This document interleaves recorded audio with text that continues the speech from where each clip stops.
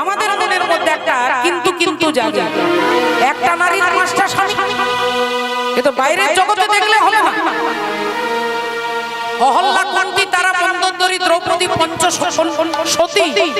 আর এই পঞ্চসতীর নাম যিনি বলেন, যে মায়েরা সকালবেলায় উঠে পাঁচ জনের নাম বলবে, তাহলে তার সৌভাগ্য বৃদ্ধি হবে। তাহলে পাঁচটা স্বামী বাইরের স্বামী নয়, আপনাকে দেখতে হবে আগে তত্ত্বের কথাই কি বলছি। এ দেহের পূর্ব পশ্চিম উত্তর দক্ষিণ,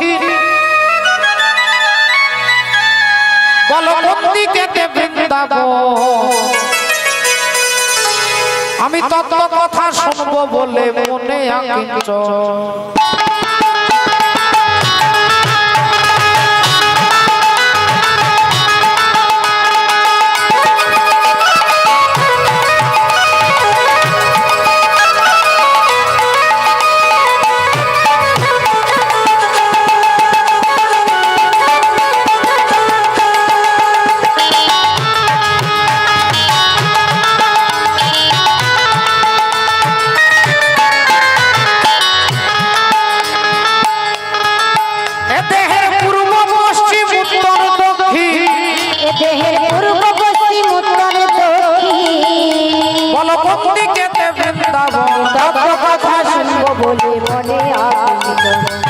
তত্ত্ব কথা শুনবো বলে মনে আকিঞ্চন।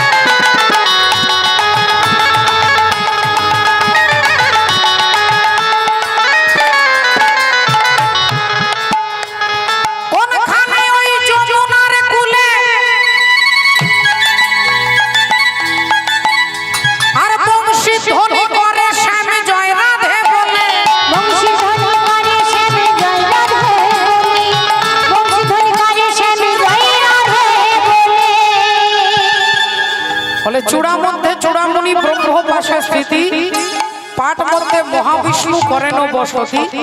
চক্ষুতে শ্রী কালাচাঁদ করিতেছে ধ্যান, নাসিকাতে নিত্যানন্দ করে মধুপান। কর্ণেতে চৈতন্য গোসাই হয়ে সাবধান, মুখেতে ভদ্রাক্ষ বসি ৩২ যোগান। জিহ্বাতে নারদ মুনি বাজাই কন্দল, জিহ্বা নিচে বসে নদী গয়া গঙ্গা জল।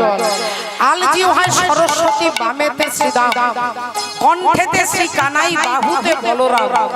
হস্তেতে শ্রী গোবিন্দ দান অধিপতি, সপ্তদ্বীপে জগন্নাথ করেন বসতি। নাভিমূলে ব্রহ্মা সদা করিতেছে লীলা, লিঙ্গে মহাদেব বসি লয়ে চন্দ্রকলা। গুচ্ছদ্বারে বসিয়াছে নাড়ুয়া গোপাল, কামিনীর সঙ্গে কেলি বড়ই রসাল। হাঁটুতে শক্তির স্থিতি বসুমতি পায়, 18 মোকাম তত্ত্ব শোনো সমুদায়। এই সব তত্ত্ব কথা যেই জন জানে, নরলোকে তুচ্ছ তারে দেবলোকে মানে।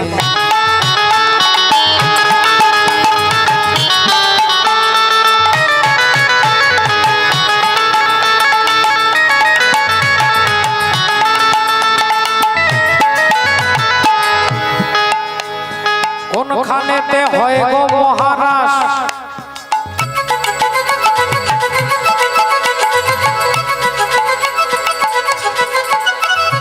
কোনখানেতে রাধা কৃষ্ণ সদা করে বাস। কোনখানেতে রাধা কৃষ্ণ সদা করে বাস, কোনখানেতে রাধা কৃষ্ণ সদা করে বাস।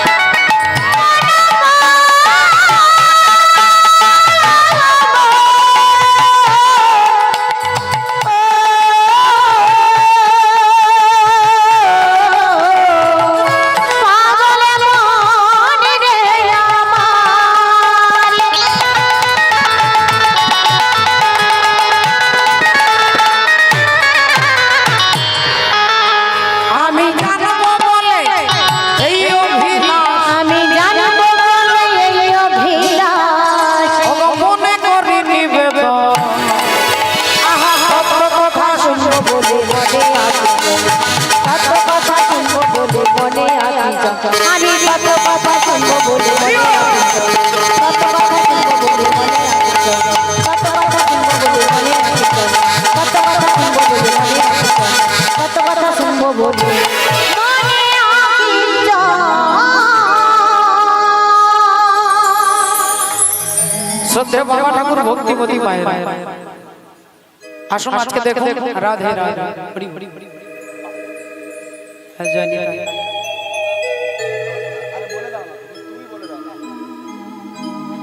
জয়নিতাই লোকনাথ সবজি ভান্ডার থেকে গুরুপদ সাহু মহাশয় ভগবত সেবার জন্য ভগবানের সেবার জন্য 500 টাকা দিচ্ছেন।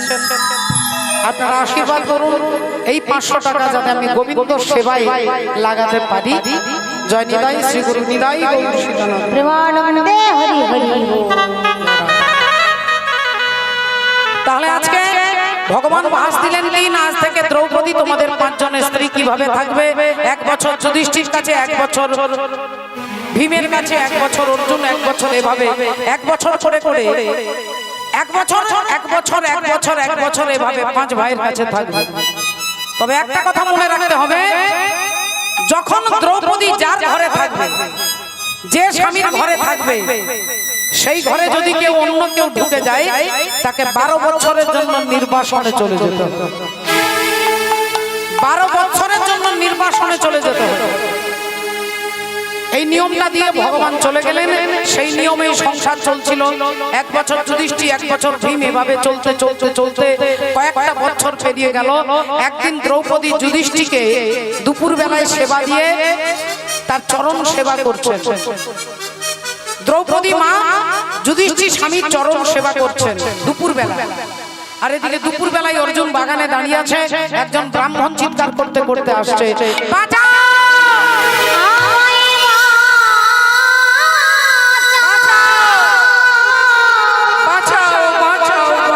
অর্জুন আমায় বাঁচা।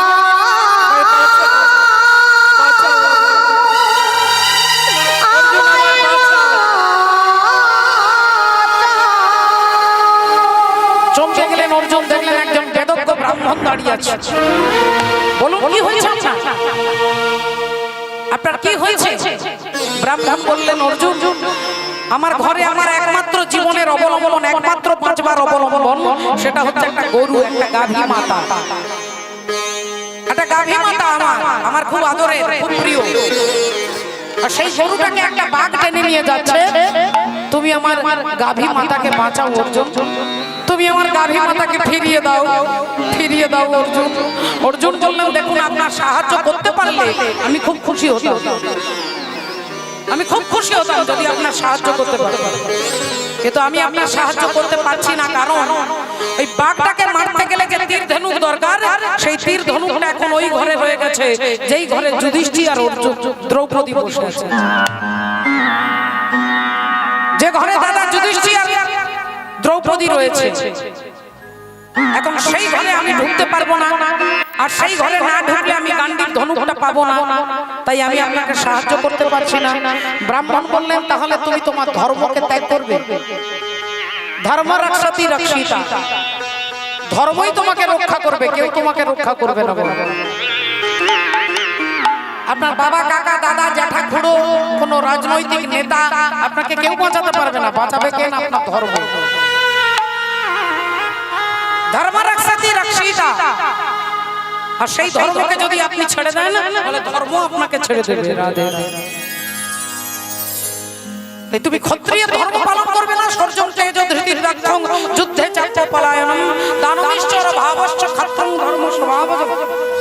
ক্ষত্রিয় ধর্মই হচ্ছে কোনো দুঃখী ব্যক্তিকে সাহায্য করা। তুমি আমাকে সাহায্য করবে না অর্জুন? অর্জুন এর কথা যেই মনে করিয়ে দিয়েছে, বলছে আপনি একটু দাঁড়ান।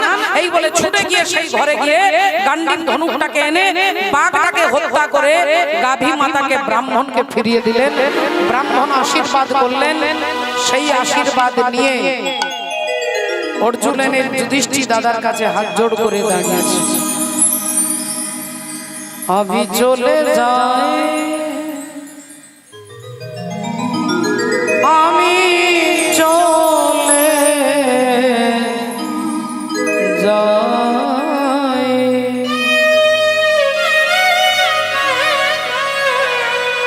আমি চলে যাই। ও মা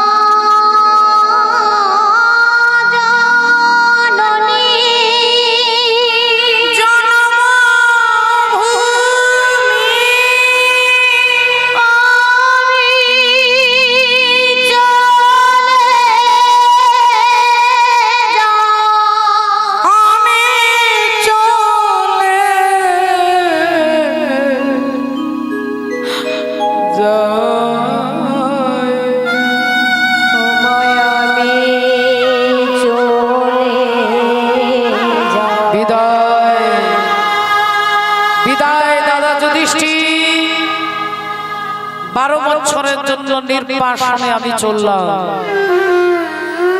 যুধিষ্ঠির দাদা বললেন, ভাই তুই যাস না ভাই, তোর কোনো দোষ নেই।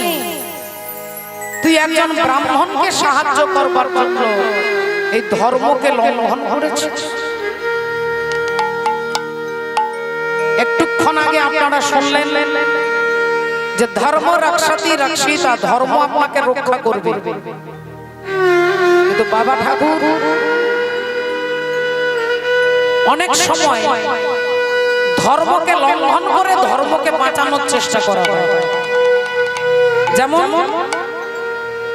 বলে, যখন ইংরেজদের আমল ছিল, ইংরেজরা জানে যে হিন্দু সনাতন যারা, তারা গাভী মাতাকে পুজো করে, গাভী মাতাকে মা বলে। গাভী মাতার মধ্যে নাকি 33 কোটি দেবতা থাকে। তাই ইংরেজরা কি করলো, কি চালাকি করলো জানেন? ক্ষত্রিয়দের সঙ্গে যখন যুদ্ধ হচ্ছে, তখন গরুগুলোকে সামনে দাঁড় করিয়ে দিয়েছে, আর গরুদের আড়ালে দাঁড়িয়েছে হরি হরি হরি বল, রাধে রাধে। ভুল হয়ে যাচ্ছে বাবা, ইংরেজরা নয়, বিধর্মী যারা, তারা জানে যে হিন্দুরা গরুকে প্রণাম করে। তাই গরুকে সামনে দাঁড় করিয়ে তারা গরুর আড়ালে দাঁড়িয়ে আর যুদ্ধ করছে, গুলি মারছে।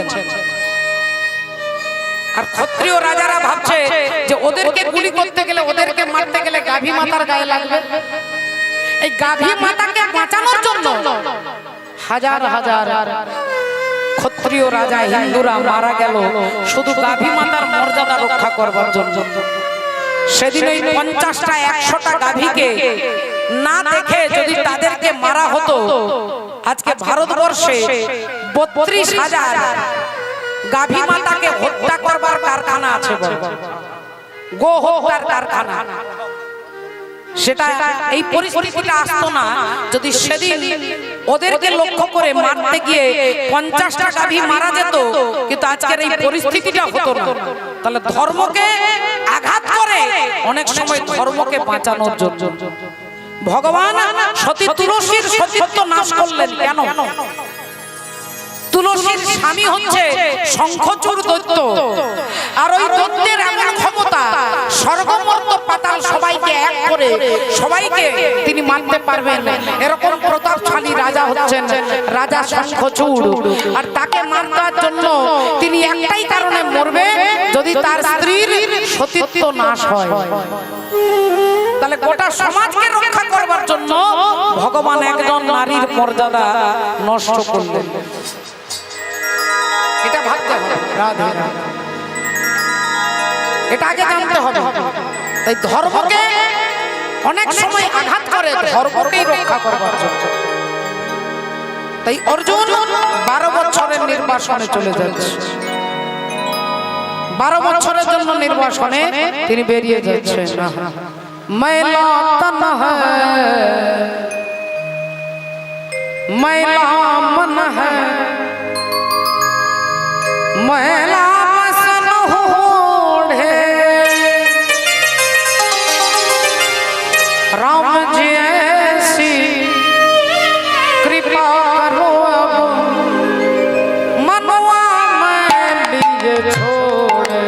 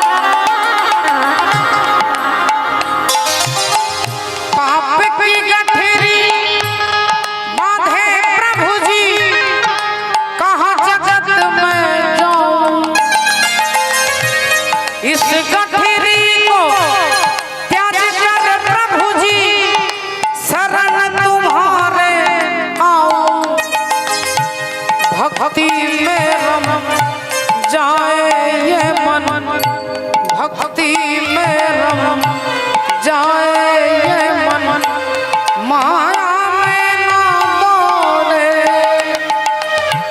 राम जी ऐसी कृपा करो मनवा में लिए छोड़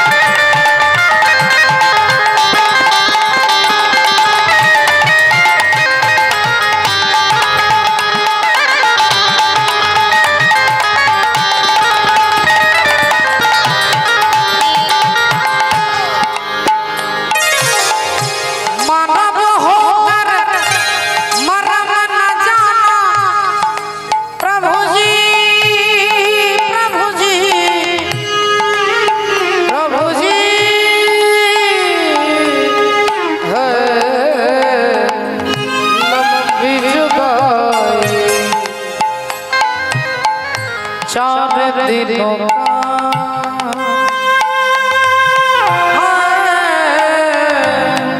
लंबी जुदाई लंबी जुदाई लंबी जुदाई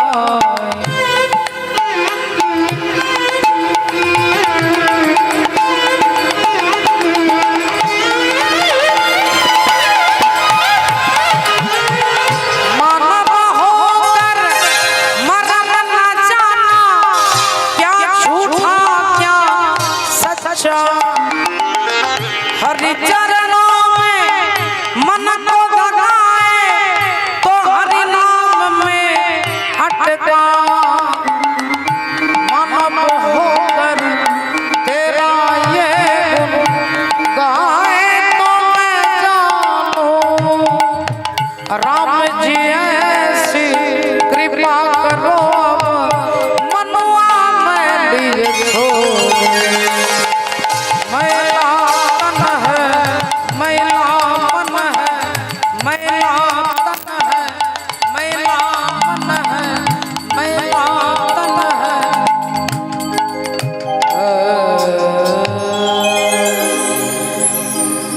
हरि बोल हरे कृष्ण जय राधे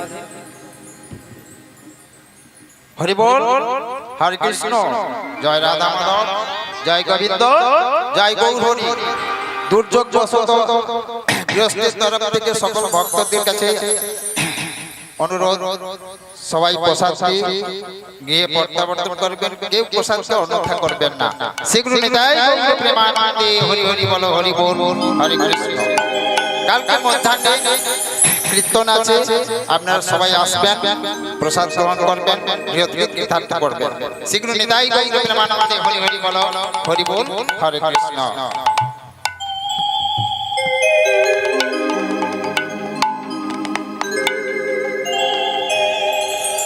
जय निताई जय राधा 12 বছরের নির্বাসনে অর্জুন বেরিয়ে পড়লেন দেখতে দেখতে সময় কাটতে কাটতে চলতে চলতে চলতে চলতে 1 মাস 2 মাস 1 বছর 2 বছর 5 বছর 10 বছর পেরিয়ে গেল অর্জুনের চেহারা বদলে গেল রং বদলে গেল চুল বড় হয়ে গেল নখ বড় হয়ে গেল গায়ের রংটা পাল্টে গেল অর্জুন 10 বছর পার করে দিয়েছে বাকি আছে আর 2 বছর আর এই 2 বছর পেরিয়ে গেলে আমি আবার আমার দাদার কাছে ফিরে যাব এই আশায় এভাবে দিন চলতে চলতে কখনো গাছের তলায় কখনো পাহাড়ের গুহায় কখনো জঙ্গলে কখনো মাঠে এভাবে থাকতে থাকতে একটা বছর আরো পেরিয়ে গেল 11 বছর হয়ে গেল বাকি আছে আর একটা বছর এইভাবে অর্জুন হাঁটতে হাঁটতে তিনি চলে এসেছেন মণিপুর রাজ্যে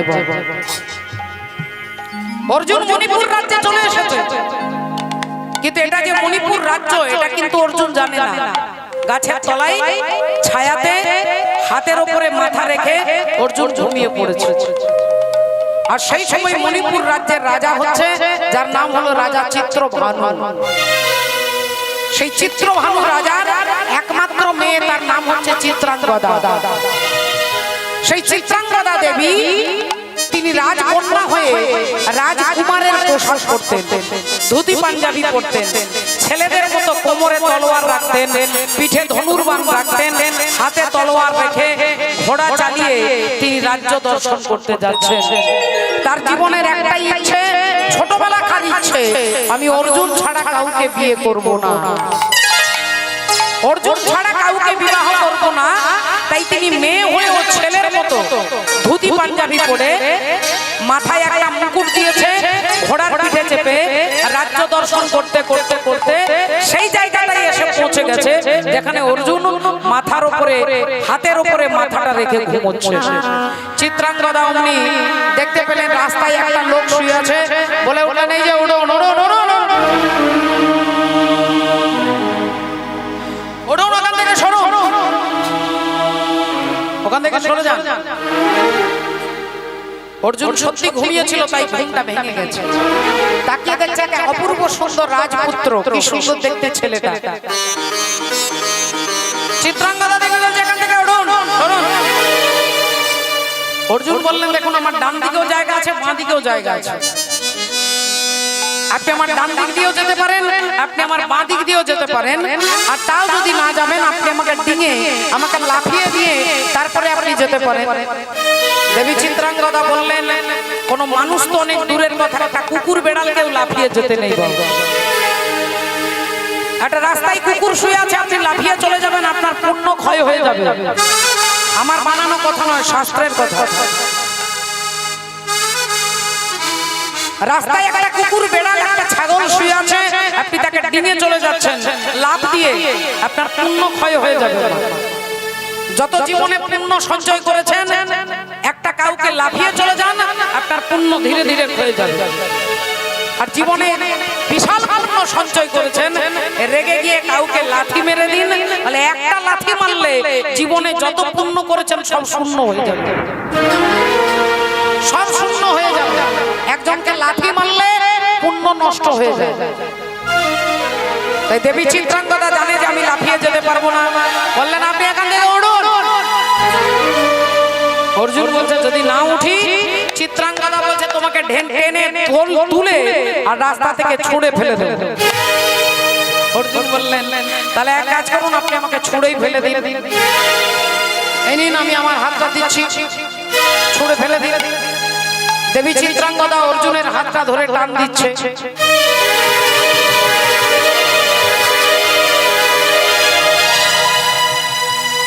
বারবার চেষ্টা করছে, এক চুল নড়াতে পারছে না, অর্জুনকে এক চুল নড়াতে পারছে না। চিত্রাঙ্গদা বারবার চেষ্টা করার পরেও যখন হাঁপিয়ে যাচ্ছে, এবার অর্জুন ছোট্ট করে চিত্রাঙ্গদাকে টান দিয়েছে। অর্জুন তো জানে না যে উনি রাজকন্যা, উনি জানে রাজপুত্র। যে টানটা দিয়েছে চিত্রাঙ্গদা হুমড়ি খেয়ে একবার অর্জুনের পায়ে পড়েছে। আর তিনি শুধু বললেন না, সবার আগে তার মাথার মুকুটটা খুলে পড়ল। আর যেই মাথার মুকুটটা খুলে গেল, অমনি বড় বড় লম্বা লম্বা চুল বেরিয়ে গেল, লম্বা লম্বা কালো কালো কুঞ্চিত কেশ, সুন্দর টানা টানা চোখ। অর্জুন চমকে উঠলেন, চমকে উঠলেন। চিৎকার করে বলে বলেন আপনি কে? দেবী চিত্রাঙ্গদা বলে উঠলেন আমি রাজা চিত্রভানুর কন্যা চিত্রাঙ্গদা। আমি চিত্রাঙ্গদা, আপনি বলুন আপনি কে? আপনি কে? আপনার দুঃসাহস দেখে আমি অবাক হয়ে যাচ্ছি। আমি চিত্রভানু রাজার মেয়ে চিত্রাঙ্গদা, আমাকে আপনি টেনে ফেলে দিলেন। অর্জুন বললেন আমার পরিচয় দেবার মতো কোনো যোগ্যতা নেই, তবে আমি হলাম তৃতীয় পাণ্ডব অর্জুন। আমি তৃতীয় পাণ্ডব অর্জুন। যেই বলেছে তৃতীয় পাণ্ডব, অমনি চিত্রাঙ্গদা চমকে উঠেছে। আপনি সেই অর্জুন? আপনি কি সেই অর্জুন? আমি আপনার নাম আমার মায়ের মুখে, আমার ঠাকুমার মুখে, আমার জেঠিমা কাকিমার মুখে আমি ছোটবেলা থেকে আপনার নাম শুনেছি। আপনার গল্প না শুনলে আমার ঘুম আসতো না। আর সেই ছেলেবেলা থেকে আমি আপনাকে স্বামীর মর্যাদায় বসিয়েছি, স্বামীর সিংহাসনে বসিয়েছি। হরি হরি। আমি আপনাকে স্বামীর সিংহাসনে বসিয়েছি, আপনি কি সেই অর্জুন? দেখুন দেখুন, একটু চিন্তা করে ভেবে দেখুন, আজ থেকে 20 বছর আগে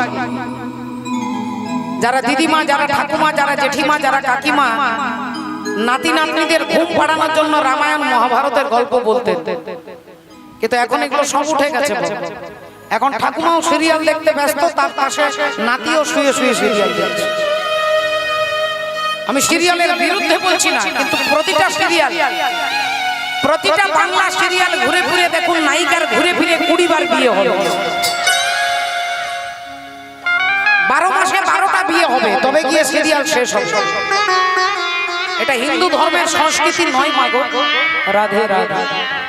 ভক্তিমতী মায়েরা, শ্রদ্ধেয় বাবা ঠাকুর চিত্রাঙ্গদা বলছে, আমি ছোটবেলা থেকে আপনার নাম শুনেছি, আর তখন থেকেই আমি আপনাকে স্বামীর মর্যাদায় বসিয়েছি সিংহাসনে, তাই আপনি আমাকে গ্রহণ করুন। অর্জুন কি করলেন? গান্ধর্ব মতে চিত্রাঙ্গদা দেবীর সঙ্গে অর্জুনের বিয়ে হয়ে গেল। অর্জুন অপেক্ষা করতে লাগলো, আর 1টা বছর পেরিয়ে গেলে আমি দাদা যুধিষ্ঠির কাছে চলে যাব, আমার 12 বছর হয়ে যাবে। আর চিত্রাঙ্গদা আনন্দের দিনগুলো পেরিয়েছে, কারণ তিনি ভাবছে আমি অর্জুনকে স্বামীর সিংহাসনে বসিয়েছি, আমি অর্জুনকে পেয়েছি। এভাবেই চলতে চলতে 2-4 মাস, 6 মাস পেরিয়ে গেল।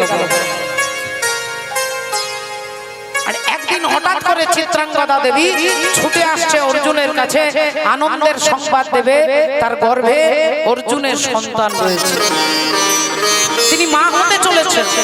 তাই এই আনন্দের সংবাদটা দেবার জন্য চিত্রাঙ্গদা ছুটে আসছে, আর অর্জুন অপেক্ষা করছে আজকের ভোরবেলায় নিশি প্রভাত হলে আমি চিত্রাঙ্গদাকে ছেড়ে 12 বছর অতিক্রম হয়ে যাবে, আমি আমার দাদা যুধিষ্ঠির কাছে চলে যাব, আমি দাদা যুধিষ্ঠির কাছে যাব। চিত্রাঙ্গদা দেবী ছুটে আসছে আনন্দের খবরটা বলবে বলে, আর যেই তিনি এসে ছুটে দাঁড়িয়েছে অমনি অর্জুন হাতটা ধরেছে। ধরিয়া পরাণ শুনিতেছি গান, আসিবে আজি বন্ধু স্বপ্ন মাখানো সোনার পাখায়, আকাশে উধাও চিত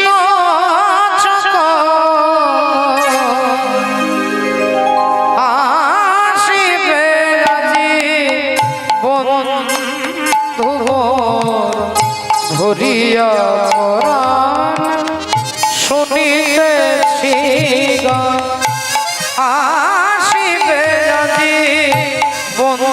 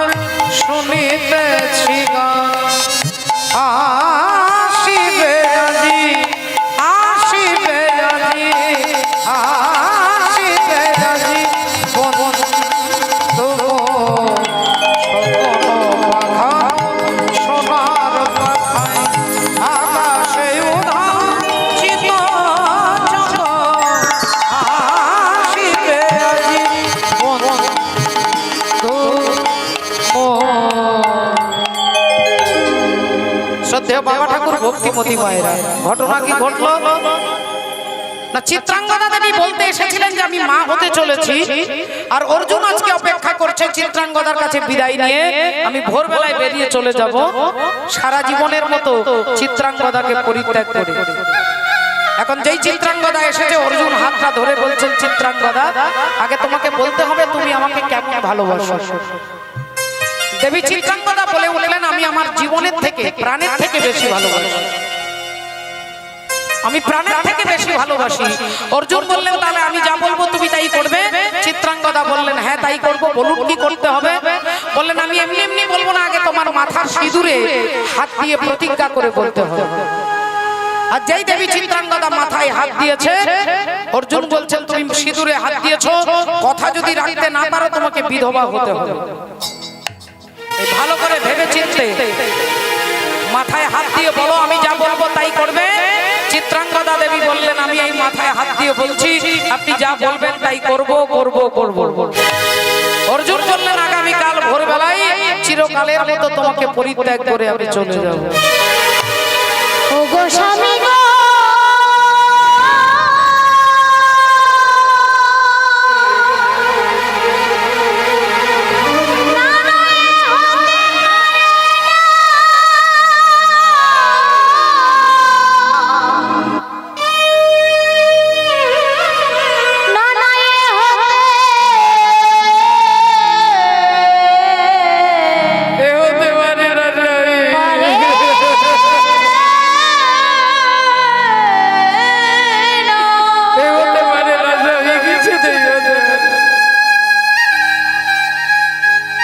অর্জুন বললেন, চিত্রাঙ্গদা মাথায় হাত দিয়ে প্রতিজ্ঞা করেছো, প্রতিজ্ঞা রাখতে না পারলে তোমাকে বিধবা হতে হবে।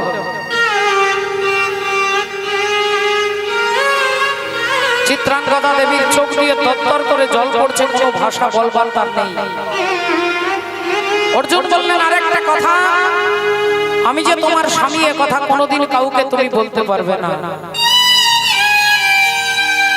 এ কথা তুমি কোনোদিন কাউকে বলতে পারবে না যে আমি তোমার স্বামী। চিত্রাঙ্গদা পাথরের মতো শুধু চুপচাপ দাঁড়িয়ে রইলেন, চোখ দিয়ে টপ টপ করে জল পড়ছে। অর্জুন দেখতে দেখতে এক পা দুপা করে হাঁটতে হাঁটতে চলে যাচ্ছেন। সব কিছু নিয়ে গেলে যা দিয়েছিলে আনন্দ হাসি গান সব তুমি নিলে, যাবার বেলায় শুধু নিজের অজান্তে স্মৃতিটাই গেলে তুমি হেলে, চলে গেলে আবার বলো কিছু ছিল।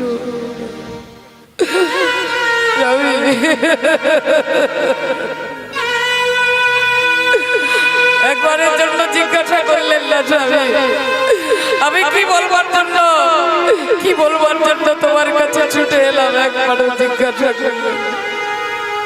অর্জুন হাঁটতে হাঁটতে চলে যাচ্ছেন, চিত্রাঙ্গদা পায়ের দিকে তাকিয়ে আছে। যতক্ষণ দৃষ্টি যায় তিনি তাকিয়ে রইলেন। যখন আর অর্জুনকে দেখা যাচ্ছে না, অচৈতন্য হয়ে মাটিতে পড়ে গেলেন। মাটিতে পড়ে গেলেন। আবার যখন জ্ঞান ফিরে আসছে, তিনি ভেবেছিলেন আত্মহত্যা করব, কিন্তু আত্মহত্যা করতে পারবে না, তার কারণ তার গর্ভে সন্তান রয়েছে। তাই না তিনি মরতে পারছে আর না তিনি বেঁচে থাকতে পারছে।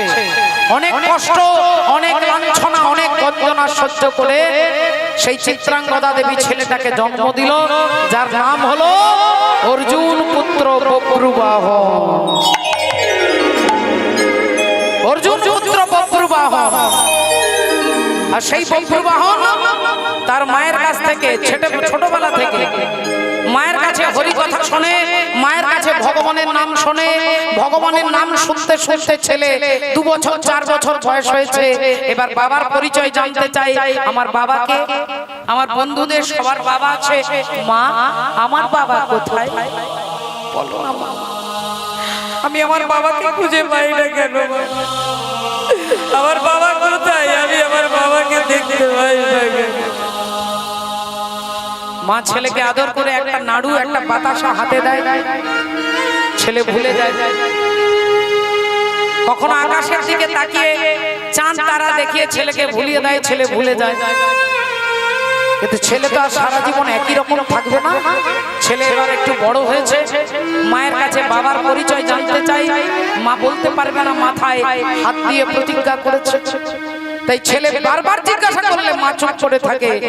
একদিন মা বলে উঠলো, ওরে তুই আমাকেই জিজ্ঞাসা করিস তোর বাবা কোথায়? যদি বাবার পরিচয় জানতে হয় চলে যাই গিরিধারী গোপালের কাছে।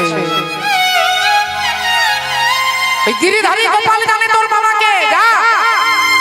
যদি জানতে হয় ওই গিরিধারীর কাছে, মাধবের কাছে গিয়ে জিজ্ঞাসা কর তোর বাবা। ছেলের কি আনন্দ! গিরিধারী যদি আমার বাবাকে জানে, আজ থেকে কথা দিচ্ছি মা, আজ থেকে তোমাকে জিজ্ঞাসা করব না। যদি বাবাকেই দেখতে হয় তাহলে সবার আগে আমি গোবিন্দকে দেখব।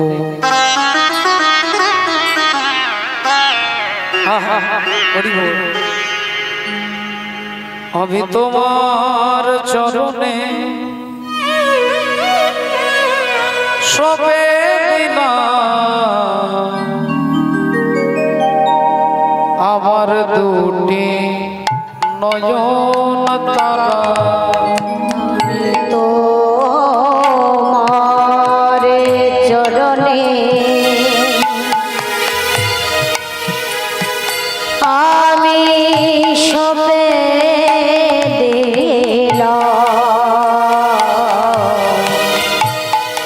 আমার দুটি নয়ন তারা। আমার দুটি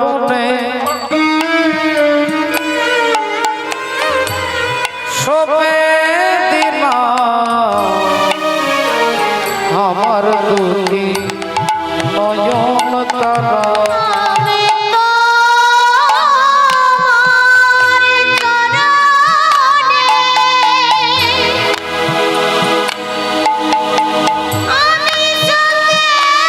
আমার দুটি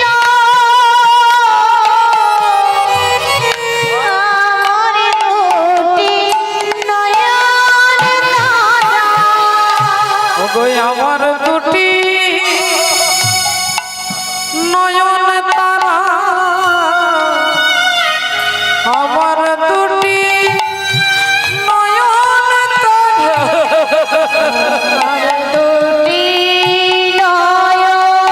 তারা,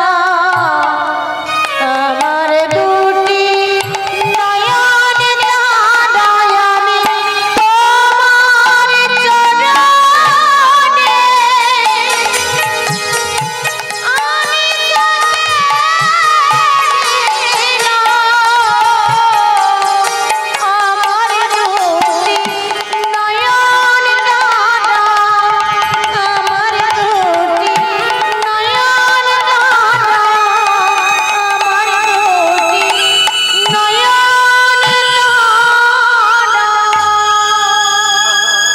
শ্রদ্ধেয় ভক্তমণ্ডলী, ভক্তিমতী মায়ের মা,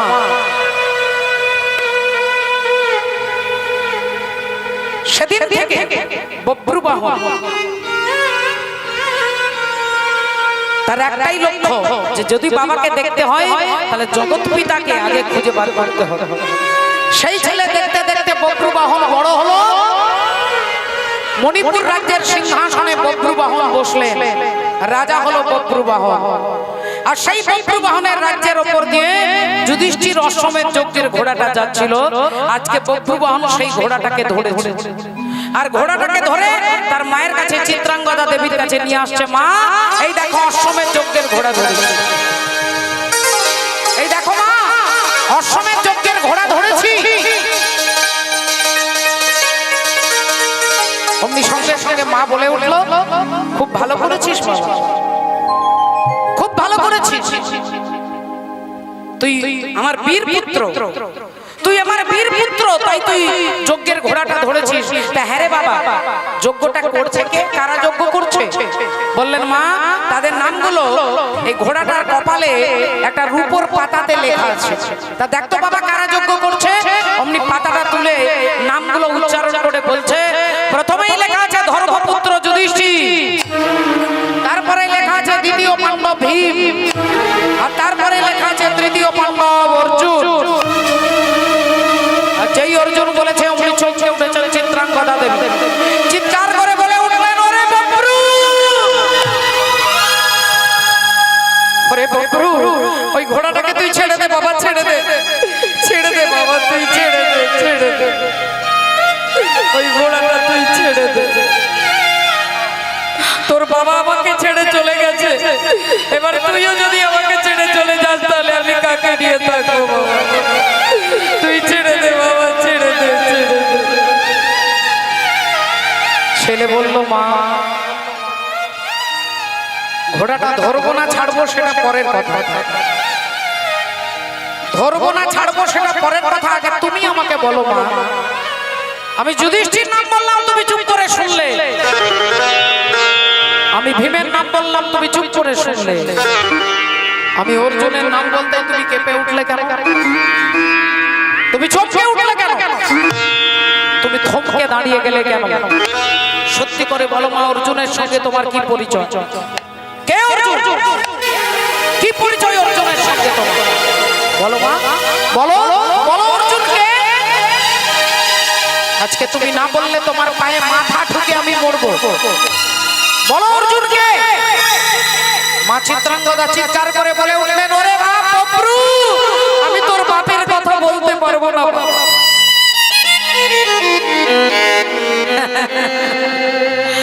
মা, এ তো ঠাকুর ঘরে গেন, আমি তো কলা খাইনি। আমি তোমাকে জিজ্ঞাসা করলাম অর্জুনকে, তুমি বলছো তোর বাপের কথা বলতে পারবো না, তাহলে সত্যি করে বলো তো মা, অর্জুন কি আমার পিতা? অর্জুন কি আমার জন্মদাতা? বলো না মা, বলো, অর্জুন কি আমার বাবা? তুমি চুপ করে থেকো না। আমি বুঝতে পেরেছি, আমি বুঝতে পেরেছি মা, তোমার ভেতরে কোনো অব্যক্ত বেদনা, কোনো যন্ত্রণাকে তুমি চাপা দিয়ে রেখেছো, তাই তুমি বলতে পারছো না মা। আজ তোমার পুত্র হয়ে প্রতিজ্ঞা করে বলছি, অর্জুন যদি তোমার স্বামী হয় তাহলে একদিন তোমার স্বামীকে তোমার পাশে আমি দাঁড় করিয়ে দেবো। তোমার স্বামী পাশে, তোমার পাশে তোমার স্বামীকে আমি দাঁড় করিয়ে দেবো, কথা দিচ্ছি। এই বলে বব্রু বাহন ছুটতে ছুটতে যাচ্ছে, আর এদিকে ভগবান কৃষ্ণ অর্জুনের দর্পটাকে চূর্ণ করতে তিনি চান। দর্পহারী মধুসূদন তিনি চান অর্জুনের অহংকারটাকে চূর্ণ হোক। এই অর্জুনকে বলছেন, অর্জুন তোমার দাদা যুধিষ্ঠির অশ্বমেধ যজ্ঞের ঘোড়া মণিপুর রাজ্যের রাজা বব্রু বাহন ধরেছে, তাহলে যুদ্ধ করতে যেতে হবে, চলো অর্জুন চলো চলো মণিপুরে।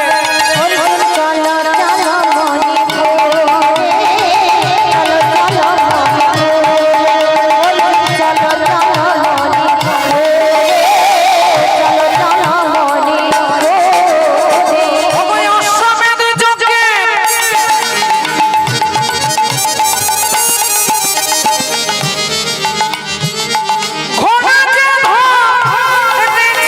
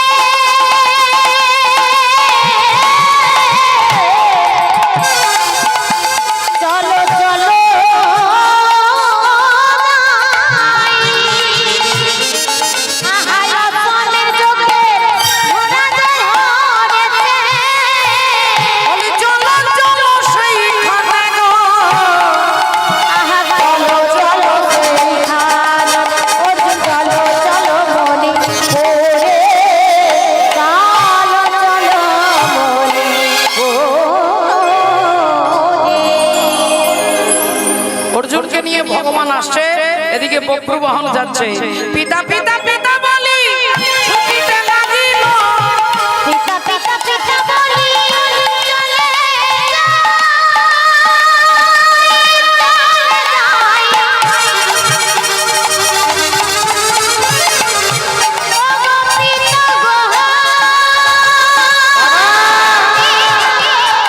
বাবা গো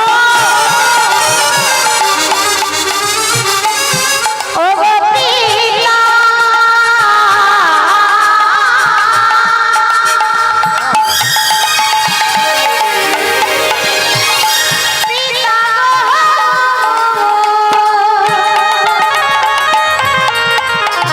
এ পিতা পিতা পিতা বলি ডাকিতে লাগিল, পিতা পিতা পিতা বলি ডাকিতে লাগিল, অর্জুনের সম্মুখেতে আসিয়া দাঁড়ালো, অর্জুনের সম্মুখে আসিয়া দাঁড়ালো, অর্জুনের সম্মুখে আসিয়া দাঁড়ালো।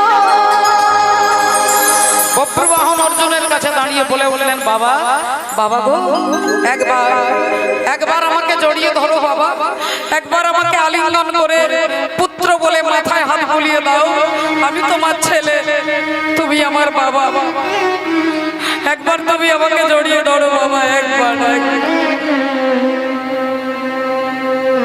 অর্জুনের ছেলেটার দিকে তাকিয়েই কি আনন্দ, আমাকে বাবা বলে ডাকছে, আমাকে বাবা বলে ডাকছে ছেলেটা, কি ভালো লাগছে ওর মুখ থেকে বাবা ডাক, কতদিন আমি বাবা ডাক শুনি নাই, আমাকে বাবা বলে ডাকছে, আবার কি ভালো লাগছে, একটা বার জড়িয়ে ধরি। আর যেই অর্জুন হাতটা বাড়িয়েছে, পেছন থেকে অন্তর্যামী ভগবান চক্রকারী এমন হরি চতুরেরও সার, তার চক্র বুঝতে পারে এমন সাধিকার, যার চক্রে কাটা হয়ে ছিল নাগকুল, যার চক্রে মান্ডব্য মুনি পশ্চাৎ ভাগে শুল, যার চক্রে হরিশ্চন্দ্র দানি হলো ঘাটে, যার চক্রে পরশুরাম মায়ের মাথা কাটে, এমন চক্রকারীর চক্র পড়েছে যেখানে, বুঝিতে পারে সে কি মানব জীবন। হরি হরি ও ভগবানের মায়াটাকে বোঝা বললেন, শুধু যাই নয় তাই, ভগবানের লীলা বোঝা দায়। একদিন দেবর্ষি নারদ ভগবান কৃষ্ণকে এসে বলছেন, প্রভু বড় বড় পণ্ডিত, বড় বড় ভাগবত তত্ত্ববেত্তা, বড় বড় যোগী ঋষি মুনি বলে তোমার মায়া নাকি ভীষণ ভীষণ দুর্বোধ্য, তোমার মায়াকে নাকি বোঝা যায় না, তোমার মায়া নাকি বিচিত্র, তোমার মায়াকে নাকি অতিক্রম করা যায় না। তাই আমি নারদ, আমি 24 ঘন্টা তোমার নাম বলি, তুমি এক কাজ করো প্রভু, আজকে তোমার মায়াটা আমাকে একটু দেখিয়ে দাও, তোমার মায়া কিরকম আমাকে একটু দেখিয়ে দাও। ভগবান বললেন, নারদ তুমি পাগলের মতো কি বলছো, আমার মায়া তুমি দেখতে চাও, তা যখন তখন যেই ইচ্ছে বলবে সঙ্গে সঙ্গে কি তাই হবে, আমি এখন একটু বেড়াতে বেরিয়েছি, এখন তুমি আমার মায়া দেখতে চাইলে তো আমি দেখাতে পারবো না, তবে কোনো একটা দিন আমি কথা দিচ্ছি আমার মায়া আমি তোমাকে দেখাবো, আজখন আমি বেড়াতে যাচ্ছি, তুমি কি আমার সঙ্গে বেড়াতে যাবে। অর্জুন হরি বল, নারদ মুনি বলার সাথে সাথে ভগবানের রথে চেপেছে। আজকে ভক্ত আর ভগবান দুজন মিলে বেড়াতে যাচ্ছে, ঘুরতে ঘুরতে ঘুরতে রথ চলতে চলতে চলতে একটা সুন্দর গ্রামে এসে দাঁড়িয়ে গেছে। অপূর্ব সুন্দর গ্রাম, ফল ফুলের বাগান, চারিদিকে মিষ্টি গন্ধ, চারিদিকে সুন্দর পুকুর পদ্ম ফুলে ভর্তি হয়ে আছে। নারদ মুনি দেখেই অবাক হয়ে গেছে, কি সুন্দর। ভগবান নেমে একটা গাছের তলায় বসে নারদ মুনিকে বললেন, নারদ যাও তো বাবা আমার জন্য একটু জল নিয়ে এসো। নারদ মুনি অমনি কমণ্ডল নিয়ে জল আনতে গ্রামের ভেতরে গেছে। কিছু দূর যেতেই দেখছে একটা বিরাট বড় কুয়ো, আর কুয়োর মধ্যে জল নিয়ে যাবে, কিন্তু দেখলেন ওই কুয়োর চারিদিকে অপূর্ব সুন্দরী নারীগণ তারা জল নিতে এসেছে। নারদ মুনি কমণ্ডলটা বাড়িয়ে দিয়ে বলছে, এটাতে একটু জল দেন তো। আর একজন যুবতী কন্যা যেই নারদের দিকে তাকিয়েছে, নারদ মুনি অবাক হয়ে গেছে, এত সুন্দর দেখতে। সঙ্গে সঙ্গে বলছে, আপনি আমাকে স্বামী রূপে গ্রহণ করুন, আমি আপনাকে বিবাহ করতে চাই। সেই সুন্দরী কন্যা বললেন, দেখুন আমি তো আমার মালিক নই, আমার মালিক হচ্ছে আমার বাবা, আপনি আমার বাবাকে গিয়ে বলুন। দেবর্ষি নারদ চলে এলেন সেই যুবতী কন্যার বাবার কাছে, এসে বললেন, আমি নারদ আপনার মেয়েকে বিয়ে করতে চাই। তিনি বললেন, আমার সৌভাগ্য যে নারদের মতো একজন দেবর্ষি আমার মেয়েকে বিয়ে করবে, এর থেকে আর আনন্দ কি? বিয়ে হয়ে গেল দেবর্ষি নারদের। 2 বছর পরে একটা ছেলে হলো, তার 2 বছর পরে একটা মেয়ে হলো। শ্বশুর মশাই মারা গেলেন, নারদ মুনি রাজা হয়ে গেলেন। সিংহাসনে নারদ মুনি বসেছেন, কিন্তু নারদ মুনি তো রাজার রাজত্বটা এটা তো আর বোঝেন না। তিনি তো যুদ্ধ করতে জানেন না, তিনি তো রাজনীতি জানেন না, তিনি তো রাজার কোনো আদব কায়দা জানেন না। তিনি সিংহাসনে বসে গেছে, কিন্তু অপর রাজ্যের রাজা এই রাজ্যটাকে আক্রমণ করবার জন্য যুদ্ধ ঘোষণা করে দিয়েছে। নারদ মুনি দেখলেন আমি তো যুদ্ধ করতে জানি না, রাতের অন্ধকারে স্ত্রী পুত্র কন্যাকে নিয়ে রাজ্য ছেড়ে চলে যাচ্ছে। একটা গ্রাম পেরিয়ে গেলেন, একটা শহর পেরিয়ে গেলেন, একটা নদী পেরোতে হবে, কিন্তু নদীটা পেরোবো কিসে? দেখছেন একজন মাঝি বসে আছে। বলেন এই যে ভাই আমাদেরকে পার করে দাও তো, তোমাকে এই মুক্তোর মালাটা আমি উপহার দেব। মাঝি বললেন আসুন নৌকোতে বসো। 2 ছেলে স্বামী স্ত্রী 4 জন বসেছে। নৌকো চলতে চলতে মাঝ গঙ্গায় চলে এসেছে। নৌকো টলমল করতে করতে নারদের স্ত্রী জলে পড়ে গেছে। আর যেই দেবর্ষি নারদের স্ত্রী জলে পড়ে গেছে, অমনি 2 বছরের ছেলেটা মা বলে ছুটে গেছে। ছেলে জলে পড়ে গেছে, আর ছেলেটা যেই পড়েছে অমনি মেয়েটাও তখন ঝাঁপিয়ে দিয়েছে মায়ের সঙ্গে সঙ্গে। 3 জন যেই জলে পড়ে গেছে, নারদ মুনি ছুটে নেমে গেছে জলে। এবার একটা স্ত্রীর হাতে ধরছে, ছেলেটা বলছে বাবা আমাকে বাঁচাও। ছেলেটাকে যখন ধরছে, মেয়েটা বলছে বাবা আমাকে বাঁচাও। কাকে ধরবে কাকে ছাড়বে এই চিন্তা করতে করতে 3 জন হরিবোল হয়ে গেল জলে। নারদ মুনি কোন রকমে সাঁতার দিয়ে এপার থেকে ওপারে এসে হাঁটুর ওপরে মাথাটা রেখে কপাল চাপড়াচ্ছে, কাঁদছে আর মাথা ঠুকছে আর বলছে তুমি আমার স্ত্রীকে কেড়ে নিলে ঠাকুর, তুমি আমার স্ত্রীকে কেড়ে নিয়েছো, আমার ছেলেকে কেড়ে নিয়েছো, আমার মেয়েকে কেড়ে নিয়েছো, তুমি আমাকে নিঃস্ব করে দিয়েছো ঠাকুর, তুমি আমার সব শেষ করে দিয়েছো, তুমি সব আমার আশা ভরসা ত্যাগ করে দিয়েছো, সব কেড়ে নিয়েছো ঠাকুর, তুমি আমার বলতে আর কাউকে রাখলে না, সবকে কেড়ে নিয়েছো ঠাকুর, এ তুমি আমার কি সর্বনাশ করলে। মাথা ঠুকছে আর কাঁদছে।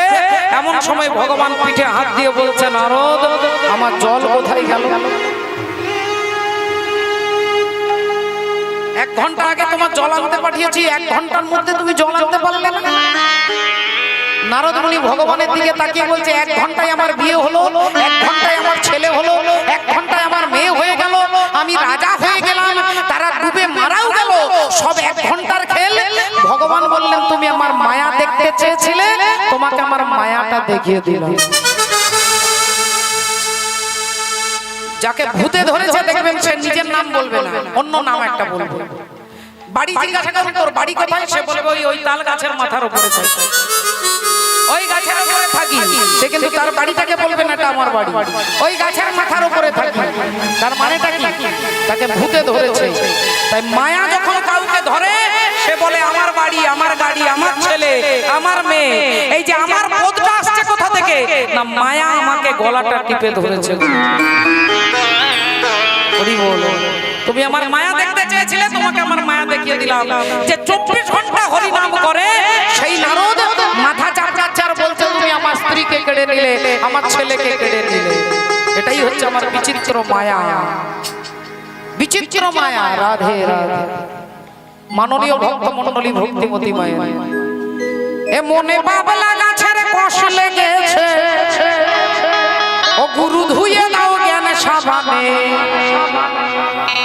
একটা আশ্চর্য কথা দেখবেন, সাবান দিয়ে আপনি আগে কাপড়ের মধ্যে সাবান দিতে হবে, সাবানে ময়লাগুলো চলে যাবে, এবার সাবানটাকেও ধুয়ে দিতে হবে,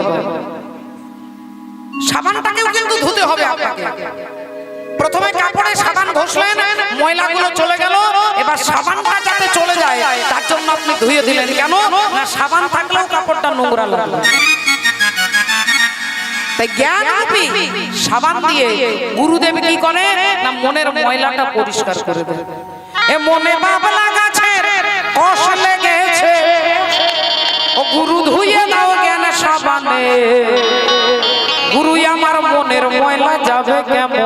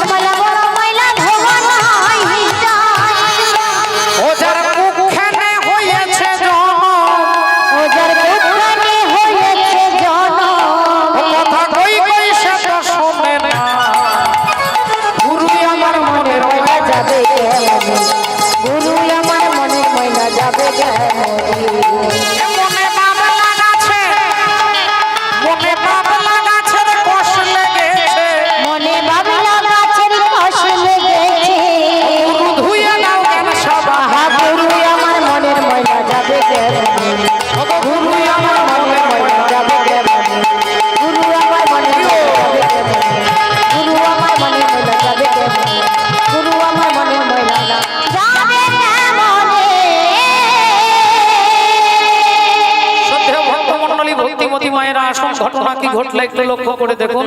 আজকে কি হলো না, অর্জুন ছেলেকে ধরবার জন্য হাতটা বাড়িয়েছে। ভগবান বললেন, অর্জুন তুমি কি ওকে চেনো? বলে না। তুমি কি ওর বাবা? বললেন না। তাহলে তুমি ওকে জড়িয়ে ধরতে যাচ্ছ কেন? ও তো অশ্বমেধ যজ্ঞের ঘোড়া ধরেছে, ও তো তোমার শত্রু। অর্জুন অমনি বলে উঠলেন, এই ছেলে যা যা বলছি, খবরদার খবরদার আমাকে বাবা বলে ডাকবি না, যা। বভ্রুবাহন বললেন, বাবা তুমি আমার পিতা, তুমি আমার পিতা, তোমাকে বাবা বলবো না তো কাকে বলবো? বাবা বাবা গো, একবার আমাকে জড়িয়ে ধরো বাবা, একবার একবার, শুধু একটা বার আমাকে জড়িয়ে ধরো। অর্জুন আমার হাত দুটো এরকম করছে, বভ্রুবাহনকে ধরবে, আর ভগবান দেখলেন এখনই তো পিতা পুত্রের মিলন করালে হবে। আবার চিৎকার করে উঠলেন, অর্জুন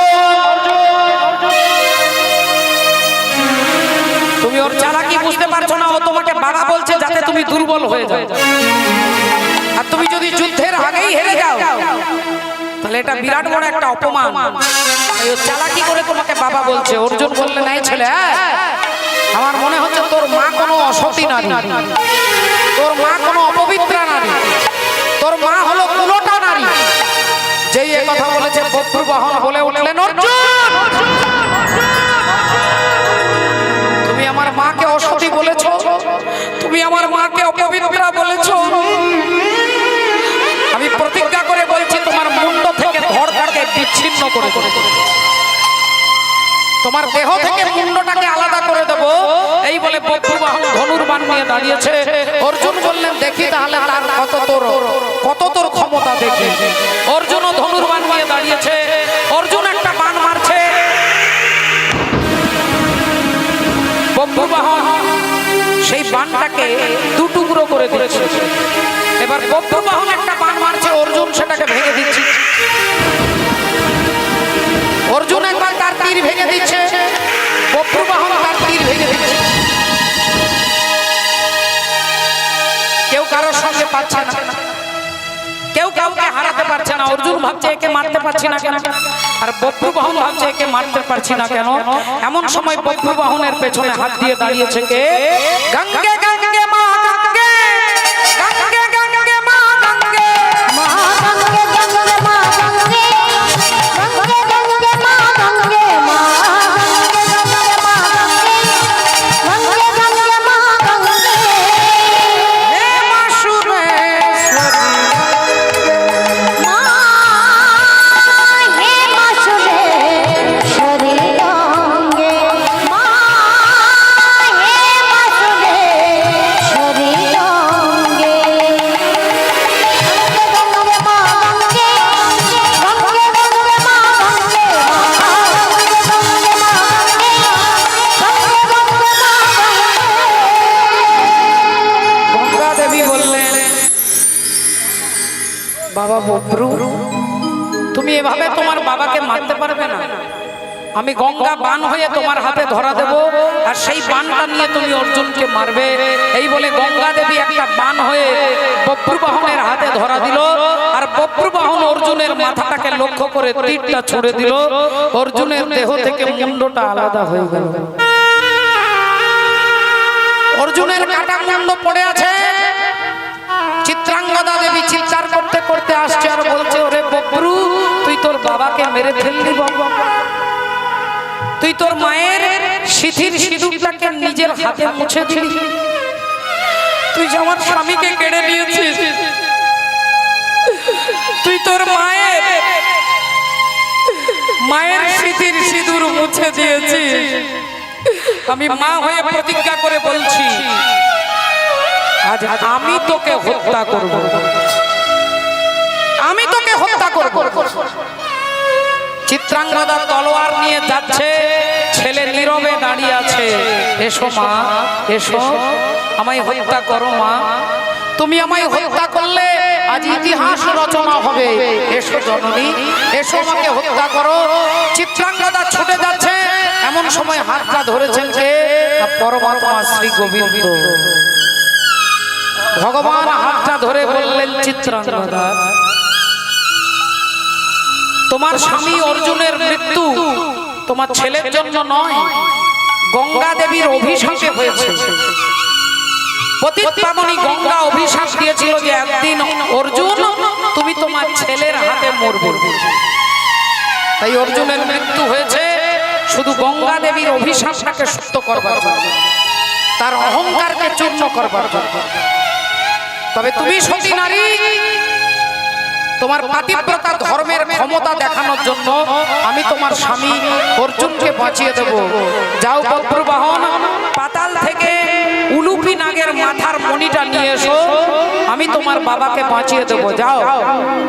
অমনি বজ্রবাহন ছুটে গিয়ে পাতাল থেকে উলুপি নাগের মাথার মণি এনে ভগবানের হাতে দিলেন। আর ভগবান সেই মণিটা ছুঁয়ে অর্জুনের মাথায় যেই ছুঁয়ে দিলেন, অমনি অর্জুনের ধড় আর মুন্ডটা একত্রিত হয়ে অর্জুন উঠে দাঁড়িয়েছে। ভগবান পরিচয় করিয়ে দিচ্ছে, অর্জুন এই তোমার ছেলে বজ্রবাহন, আর এই তোমার স্ত্রী চিত্রাঙ্গদা। যাও যাও অর্জুন, যাও তোমার ছেলেকে জড়িয়ে ধরো। অর্জুন তখন কি করলেন? ছুটে গিয়ে আগে গোবিন্দের চরণটা জড়িয়ে ধরেছে। গোবিন্দের চরণটা জড়িয়ে ধরেছে। একদিকে পুত্র, একদিকে স্ত্রী, একদিকে ভগবান। অর্জুন গোবিন্দের চরণ জড়িয়ে ধরেছে। ওগো ভগবান আর ভগবানের মিলন হইল,